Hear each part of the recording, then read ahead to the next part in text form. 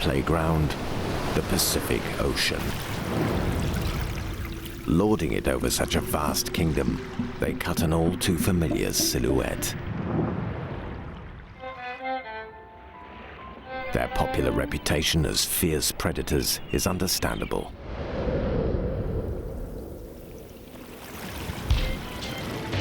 Yet what are they but common scavengers? The humble dustmen of the seas, and all too often outsmarted by their juniors. Here are sharks in their true colors.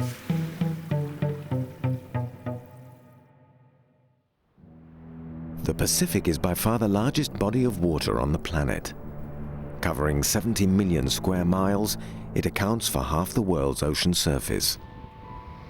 Lost in this blue kingdom, pinpricks of land, where young seabirds are about to leave their nests for the first time. A fact not lost on life below the reef that encircles the tiny islands of the French frigate shoals in northwestern Hawaii. After weeks of training, black-footed albatross chicks are ready for the big day. Their parents have already left the nesting ground.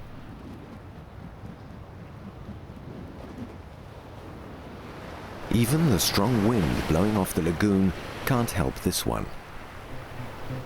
It's fair game for the most opportunistic predator in the lagoon, the tiger shark. It's both unpredictable and extremely aggressive.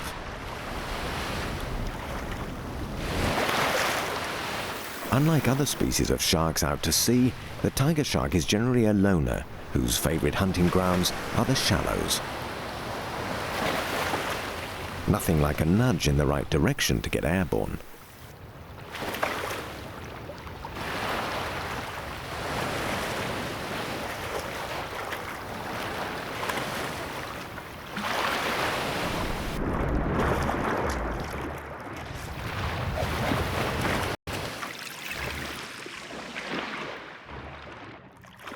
It wasn't to be.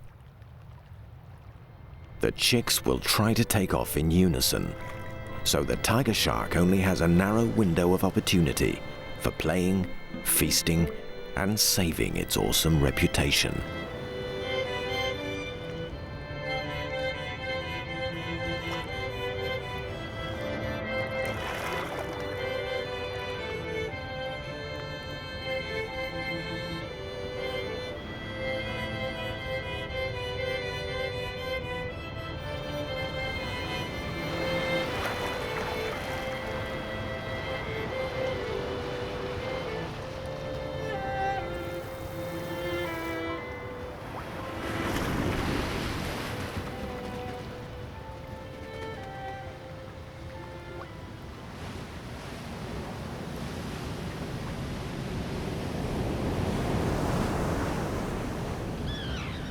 In the open sea, sharks and birds behave in an altogether different way. Every kind of ocean nomad is drawn by the strong winds and currents that galvanize the sea into a maelstrom of competing interests, both above and below the surface. So how are these pristine opal waters managed, or serviced if you like? Unlike the tiger shark policing the shallows alone, nomads out here work together towards a common objective, be it for defense or attack.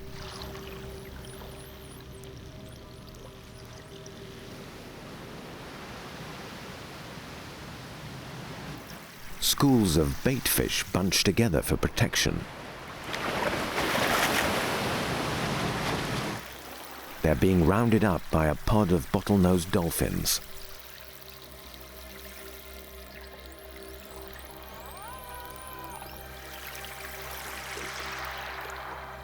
The table is laid.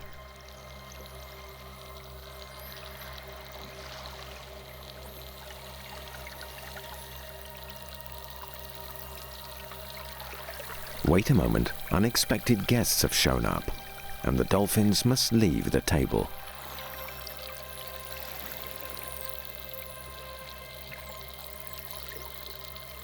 Silky sharks.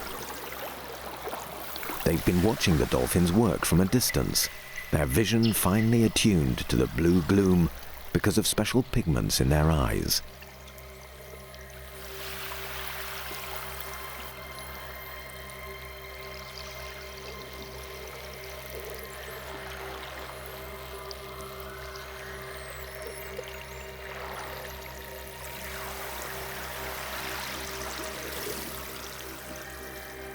The dolphins sensibly wait for a second sitting, which they'll share with others on the surface.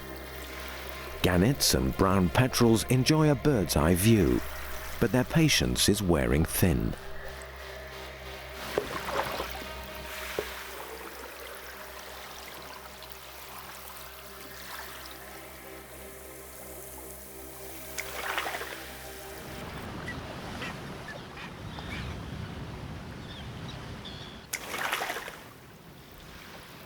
Now that the waters have been tested, a full aerial bombardment is underway.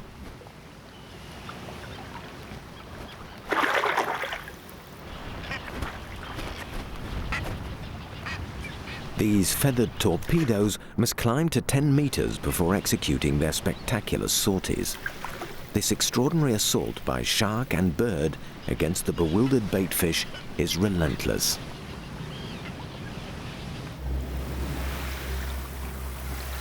Having taken the lion's share, the silky sharks withdraw as willfully as they came. It's a moment of respite for the baitfish. But not for long. Yellowfin tuna form a third front, wave after wave of them. This is predation on a massive scale. The remaining baitfish have one last card to play. They swarm individual silky sharks, not for revenge, but for protection against the tuna.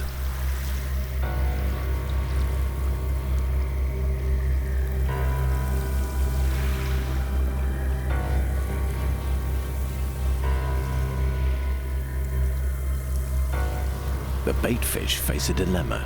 Should they jump ship from shark to tuna?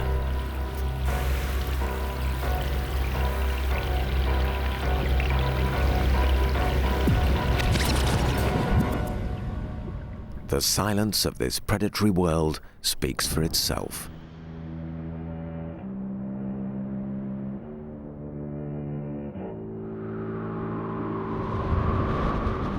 There are areas of the Pacific where natural predators turn to scavenging for a living. The main island in the archipelago of New Caledonia is a sliver of land in the South Pacific, 250 miles long and 30 wide. Smaller islands bathe in the crystal clear waters of a tropical lagoon, the largest lagoon in the world, 9,000 square miles.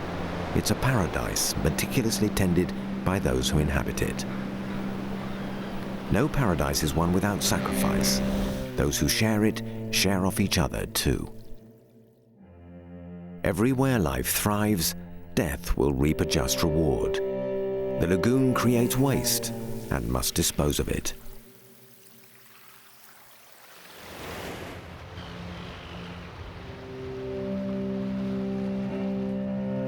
One day, the dead and the wounded will be mopped up by scavengers, the dustmen of the seas.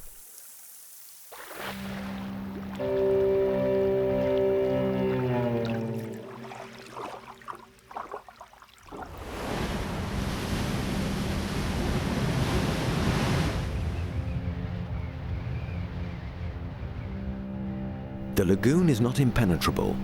Cracks are opened up in this vast ring of coral by the relentless pounding of the ocean.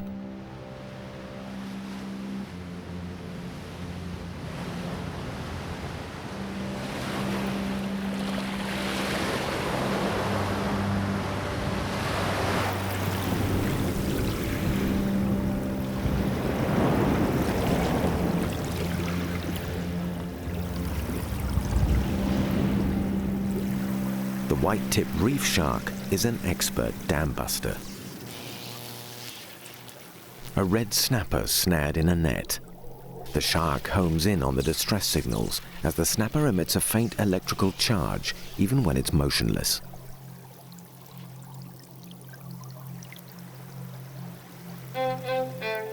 Literally a millionth of a volt is enough to stimulate sensory organs called ampullae of Lorenzini on the shark's snout. In effect, the injured and the weak sign their own death warrant.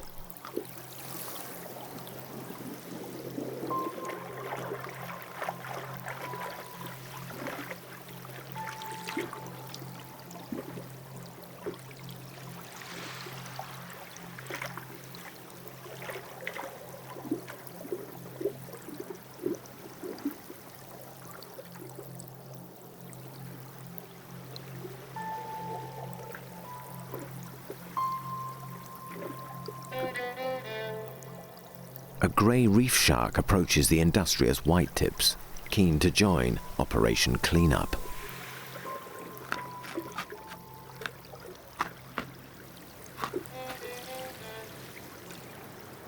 Its impressive size does not earn it the automatic right to muscle in.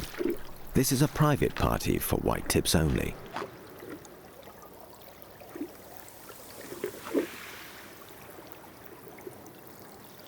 Sharks themselves also run the risk of getting caught in nets, particularly those more used to inhabiting the open sea.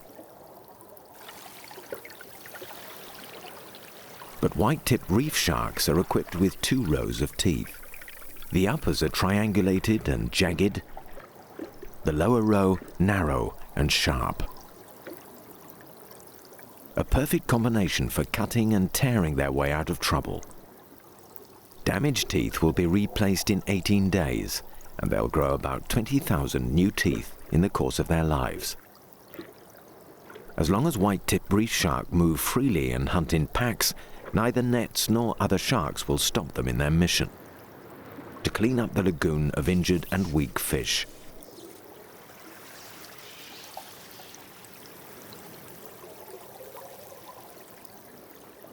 Inadvertently, the sharks will even help dismantle these destructive nets.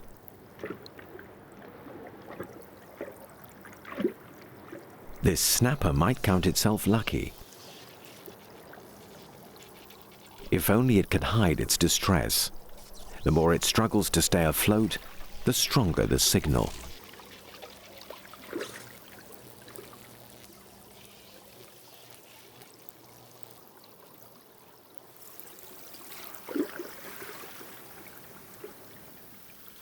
Thanks to the shark's natural radar and its capacity to detect vibrations from far, the area is cleared. Pockets of coral and limestone caves do offer some insulation from this radar, which it must be said is only used at short range. But what is this one after?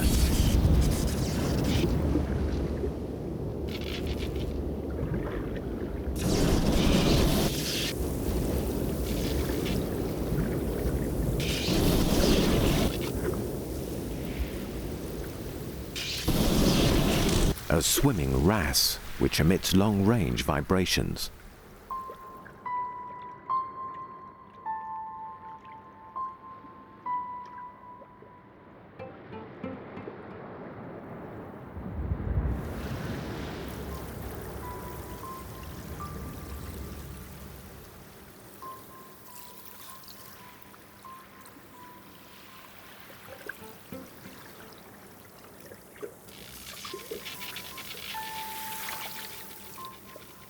Whitetips will go to great lengths to satisfy their appetite. Or is it just curiosity?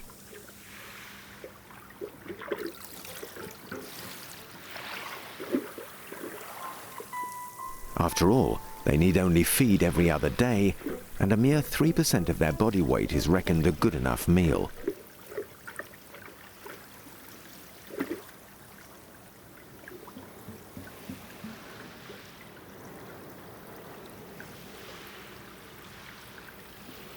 Some fetch up at the mouth of a cave through a break in the reef, a good place for an ambush.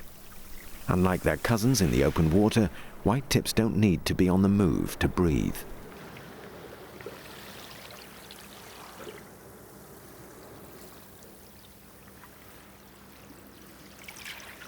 They can lie in wait for their prey by using muscular contractions to pump water through their gills.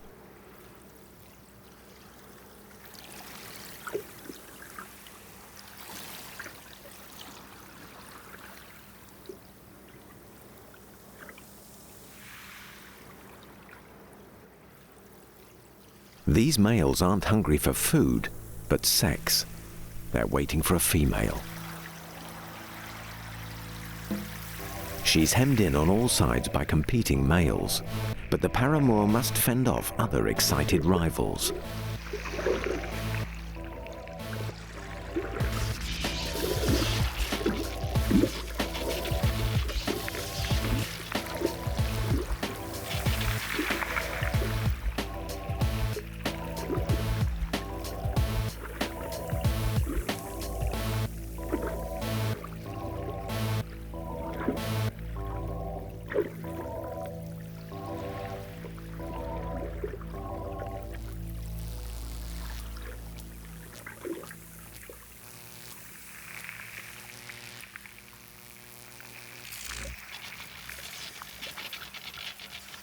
The lovemaking will last about 5 minutes, during which time the suitor must fend off other rivals drawn into the scene by the vibrations and electrical impulses radiating from the courtship.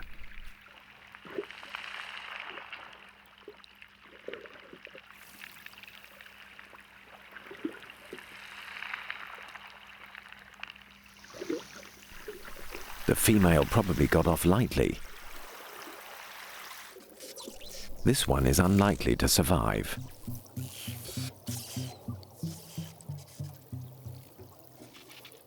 Her blood involuntarily signals her vulnerable condition to every pilferer in the area, including the biggest fish in the world, the whale shark.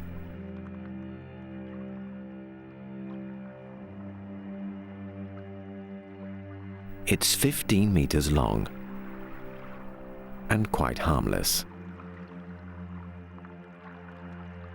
Like real whales, the whale shark is a filterer, using its cavernous jaws to hoover up plankton and other small fry in its path.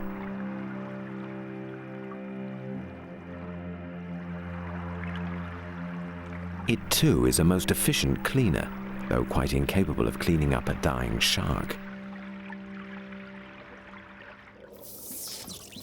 Commotion, blood, electricity. The telltale distress signals radiate loud and clear.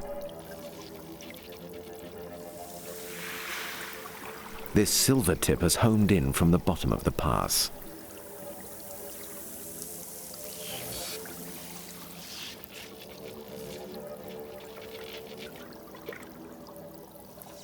A welcoming committee is awaiting. The red snappers are back.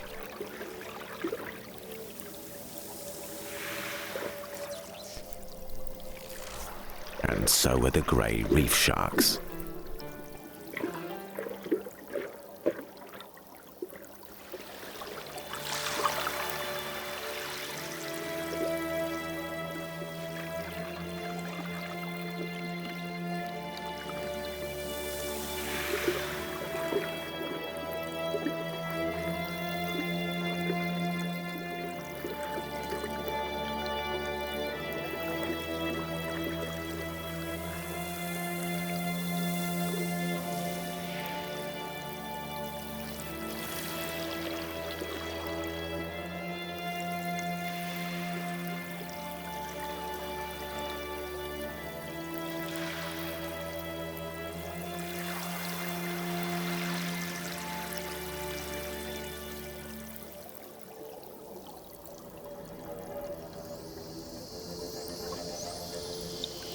These passing bottlenose dolphins and their calves steer clear of the danger.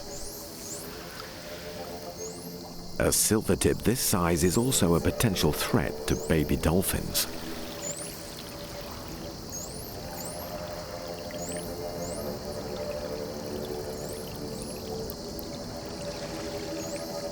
The shark must be seen off.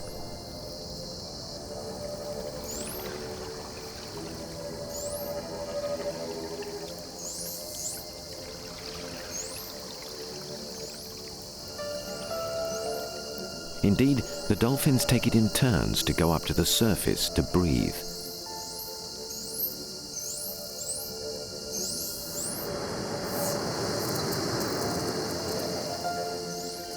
The tactic is ingenious.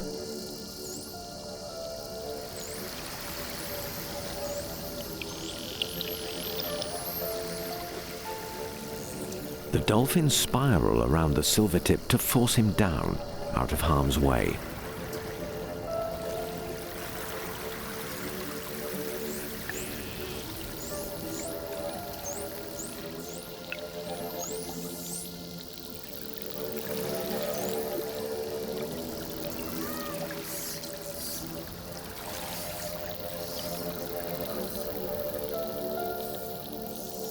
Reinforcements are called in to increase the pressure.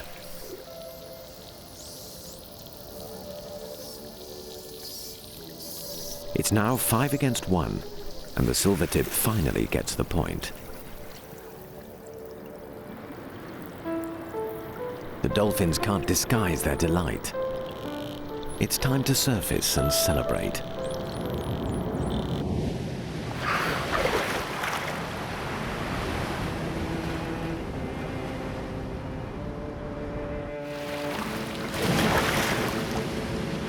The path through the reef is now clear, and the dolphins are free to enter the shallows and explore the waters around the sandy islands.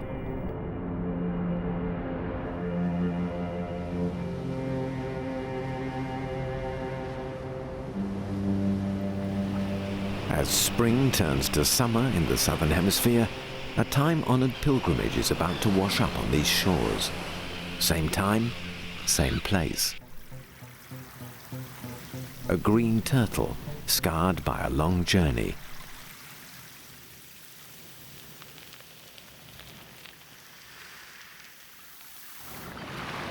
The healthy ones will perpetuate the species as they have done for 15 million years. An annual rendezvous for mating and for the females to lay eggs. The event is also on the calendar of the black-tipped shark.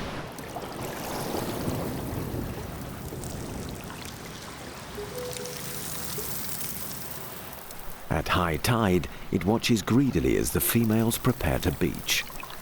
The solitary turtles have crossed the Pacific with pinpoint accuracy, thanks, it is thought, to some magnetic minerals in their brain, which tap into the Earth's magnetic field for direction. The tide fills natural pools around the beach rock, allowing the sharks to get close to shore.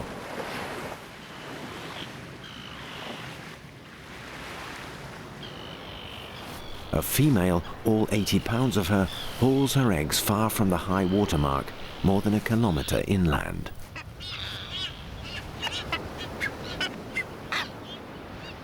The sharks know the routine. They'll patrol the pools until the tide flushes them out again.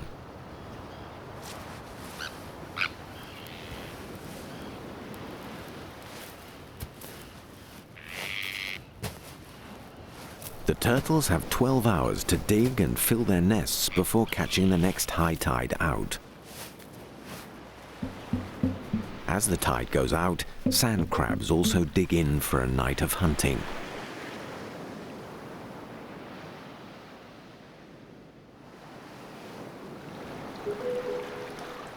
As night falls, blacktips still brush the shoreline.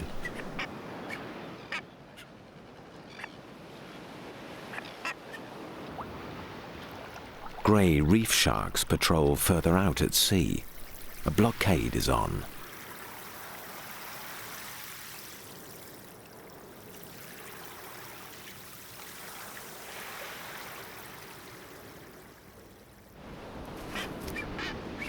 With the tide now low, some turtles have finished laying their eggs. A blanket of sand will keep them at a constant temperature and hide them from predators during a 2-month period of incubation.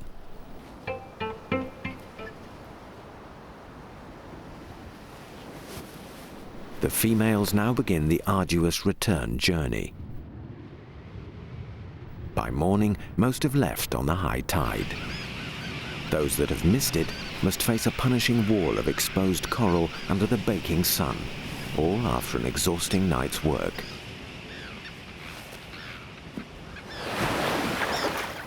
It's the end of the road for this one.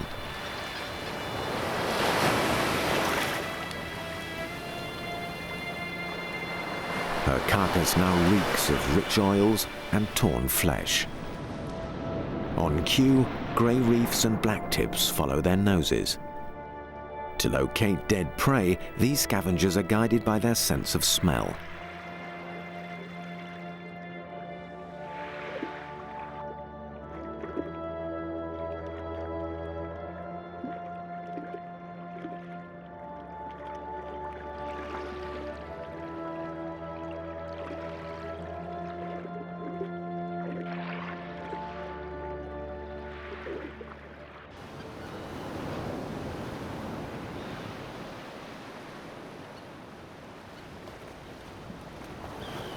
Reclusive hermit crabs are left to polish the silver.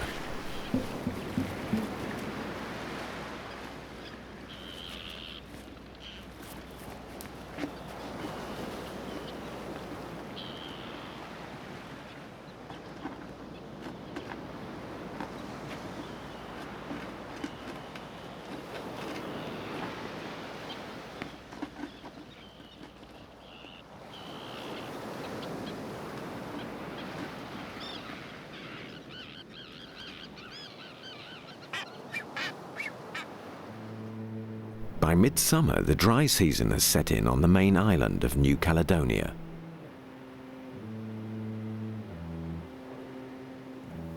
A mountain range on the leeward coast creates long periods of drought.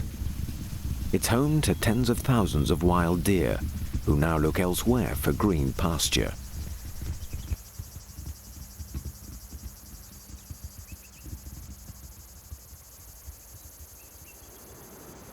Some head for the mangroves.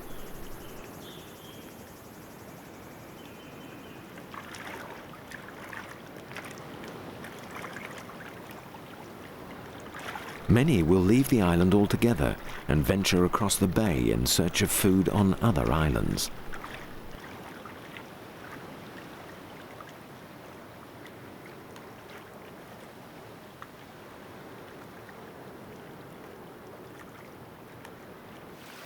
Their narrow hooves are ill-suited for swimming.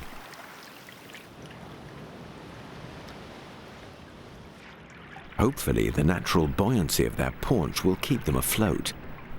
The deer can average 2 knots over long distances simply by repeating the same movements they use on land. Across the lagoon in any direction lie dozens of tiny uninhabited islands. They're thick with grasses and foliage, supplied all year round by soft water trapped in the limestone subsoil. The crossing has been worthwhile, even if some of the deer have struggled 2 miles from the mainland to find new feeding grounds. They'll spend the entire summer island hopping to survive the drought. Every day brings new arrivals.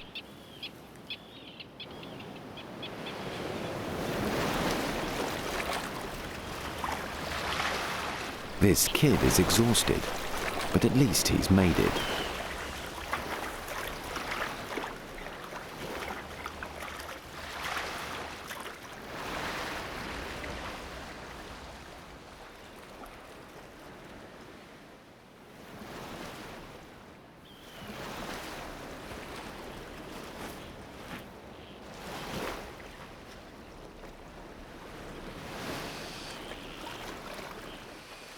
Many die in midstream.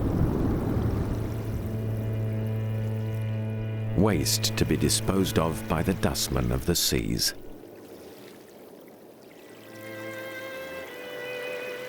A mere 1 part blood to 100 million parts water is enough to trigger a frenzy.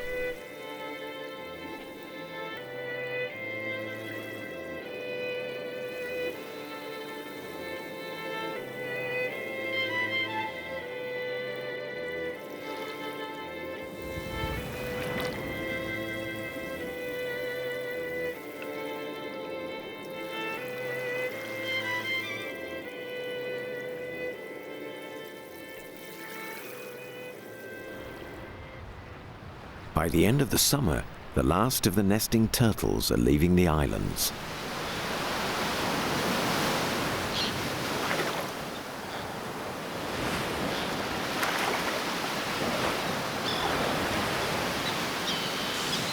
Hundreds of eggs are ready to hatch.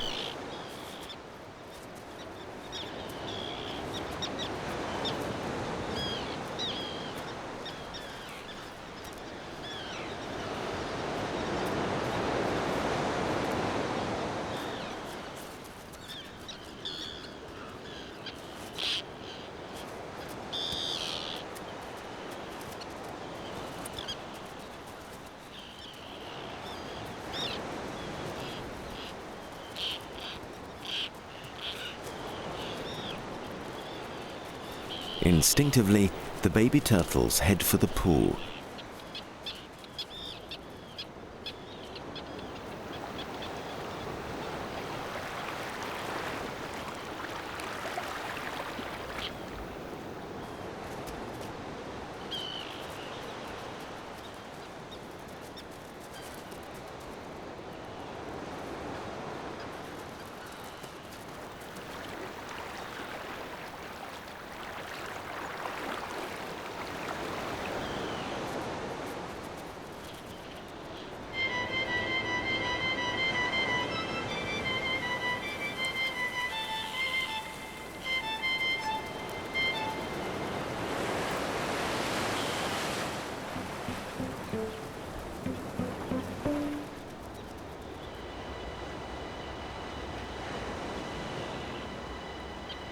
There's no scent of blood this time.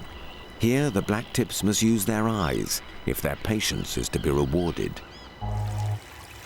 This is a problem because they're short-sighted and their movements are cramped by the shallow waters.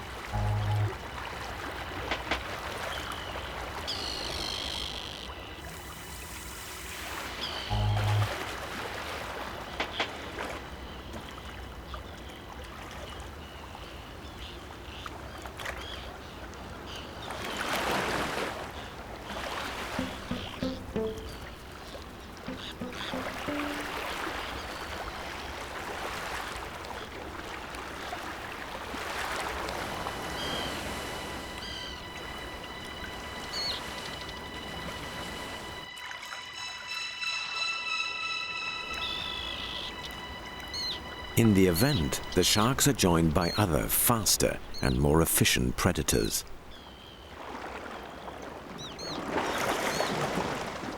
Giant trevally, more commonly known as jack. Pound for pound, it's the strongest fish in the world, sharks included. And it's perfectly suited to the crystal clear and well-oxygenated shallows. This is the proof.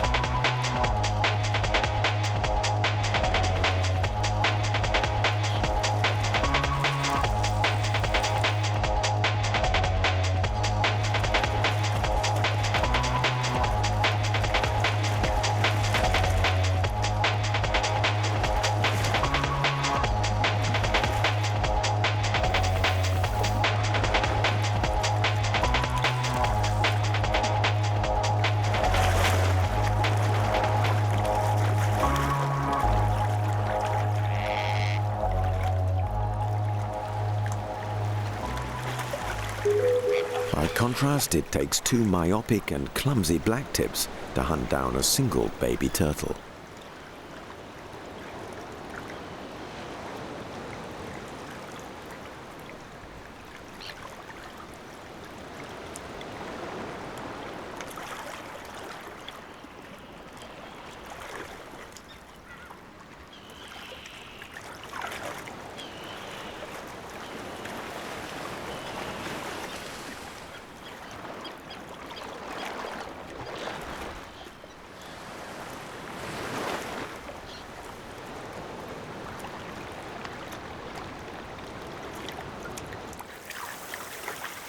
Those which survive the blockade to the open sea must now contend with predators from the sky.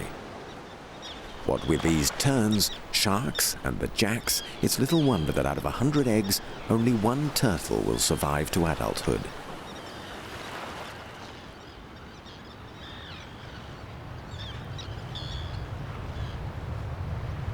If this is one of them, it will be back in 15 years to mate or lay eggs. The scavengers will make a point of being there too. For the most part, life about the lagoon is entirely predictable. Here is a magnificent exception. An 18-meter blue whale, the largest animal ever to roam the planet. At the end of the southern summer, this male should be feeding on krill in the Antarctic. But it's lost its way and mysteriously fetched up in the lagoon. Never has this been seen before in New Caledonia. Stretch marks are signs of severe undernourishment. If the lagoon can't satisfy its needs, perhaps it can satisfy others.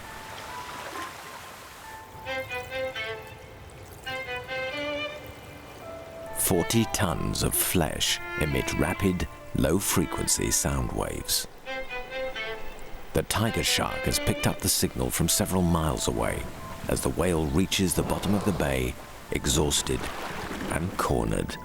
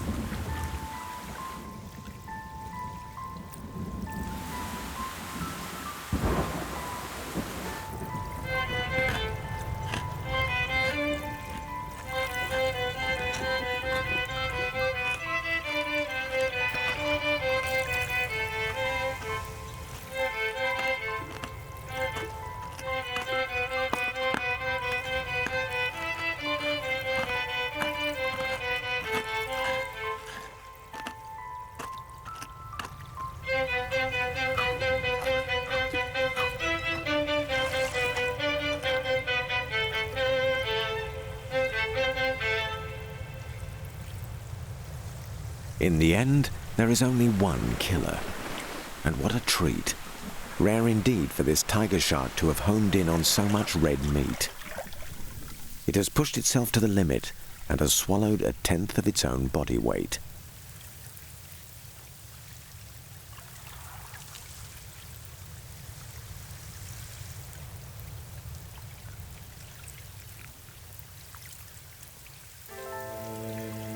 Other sharks were probably too far off in the lagoon to make it in time.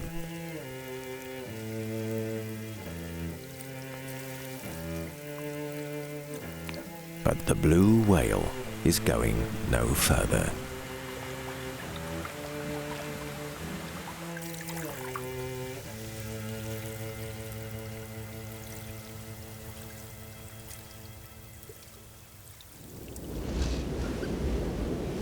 Day after day, the whale's corpse will radiate a gigantic oily path. Sharks and their stereoscopic sense of smell will simply follow this stairway to heaven.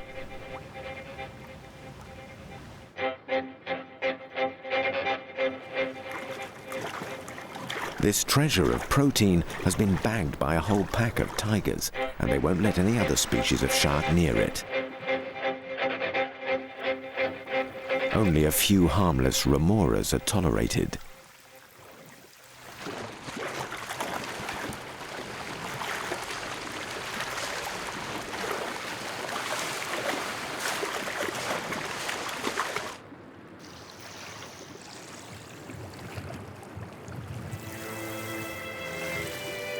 The final cleanup is underway.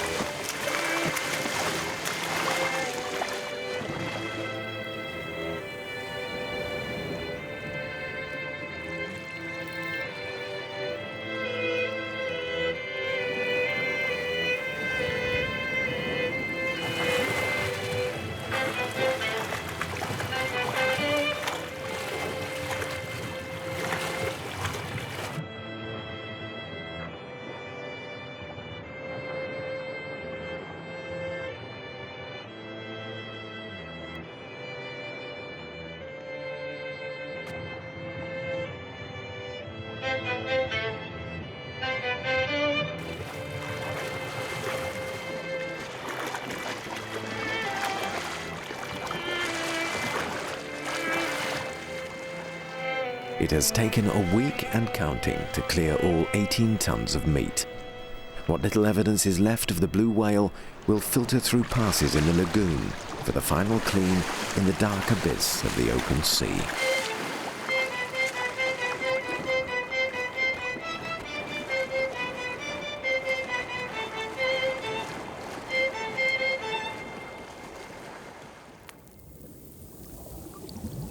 About 85% of the Pacific is more than a mile deep. Plenty of room for other more passive scavengers, waiting in the dark and cold and under colossal pressure for the pickings left by their peers on the surface. Down here, life exists without oxygen. Deep-sea hydrothermal vents sustain an oasis of life. Located on the side of a fault between two tectonic plates, New Caledonia is effectively a mountain in the ocean. These gigantic fractures in the crust belch gases through seafloor chimneys. In this anaerobic and unstable underworld, life is organized around methane and hydrogen sulfide, highly toxic on land, but life-sustaining in the abyss. At the bottom of the evolutionary pile in this ecosystem is the tube worm. It has no mouth, no digestive tract, and no anus. Everything is passed through its plumes.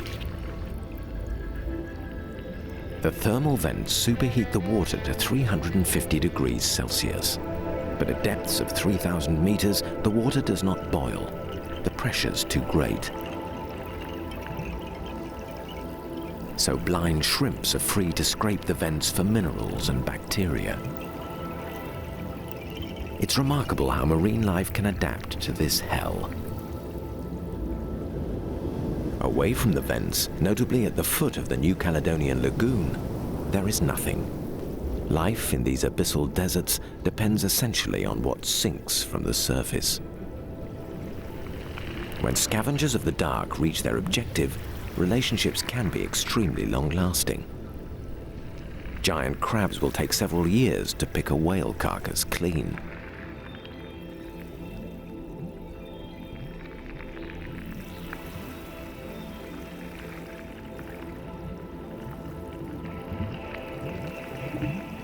Difficult to be spotted in this dark world, unless, like some squid, you are equipped with photophores, a sort of light-producing organ. They use them to attract prey or to seduce sexual partners. But these luminous cells can also be seen on dying animals.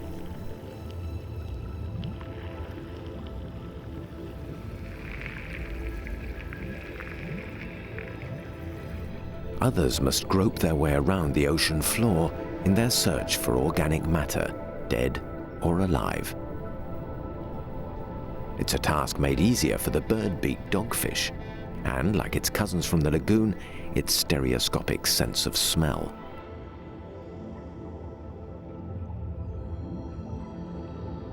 Other scavengers must wait for the currents to carry food to them, like this tripod fish. They can also filter organic particles, like this swimming sea cucumber and these crinoids.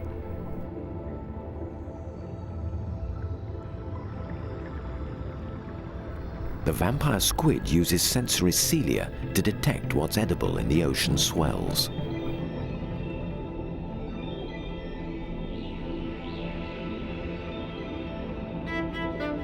And what do we have here?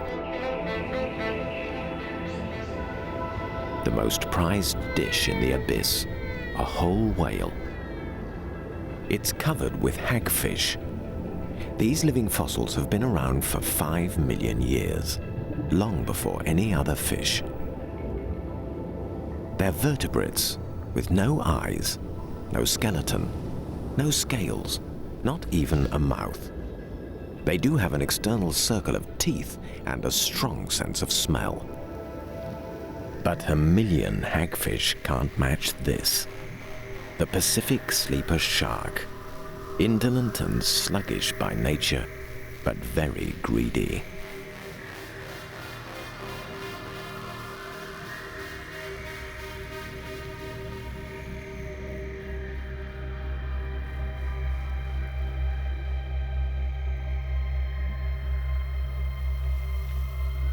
"7 meters long and weighing 2 tons, it's the largest of all deep-water fish, and it has an insatiable desire to keep a 300-liter stomach comfortably full.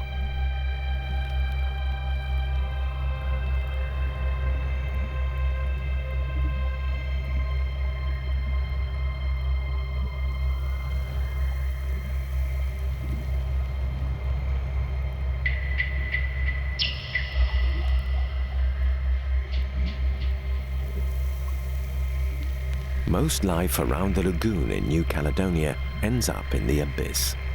Even the oceanic white-tipped sharks are destined to become a meal for the galatite crabs. One dustman feeds off another. A fitting end for the scavengers of the seas.